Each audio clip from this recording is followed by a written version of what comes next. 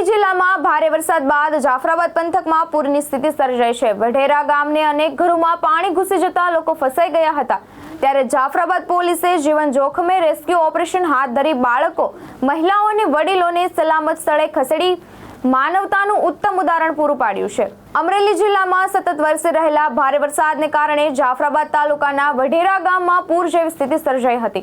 ગામના અનેક ઘરોમાં વરસાદી પાણી ઘૂસી જતા લોકો ઘરમાં જ ફસાઈ ગયા હતા। પરિસ્થિતિની જાણ થતાં જ જાફરાબાદ પોલીસની ટીમ તાત્કાલિક સ્થળ પર પહોંચી હતી અને જીવ જોખમે મૂકી દિલધડક રેસ્ક્યુ ઓપરેશન હાથ ધર્યું હતું। પોલીસે જવાનોએ પૂરના પાણી વચ્ચે ઉતરી માસૂમ બાળકો, મહિલાઓ અને વડીલોને પોતાના ખભા પર બેસાડી સલામત રીતે પહોંચાડ્યા હતા।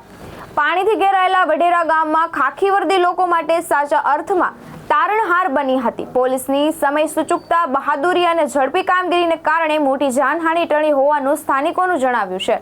સ્થાનિક ગ્રામજનોએ જાફરાબાદ પોલીસની કામગીરીને બિરદાવી તેમની બહાદુરી અને માનવતાને સલામ કરી હતી। સરફરાઝ ખોખર, દ્રષ્ટિકોણ ન્યૂઝ, અમરેલી।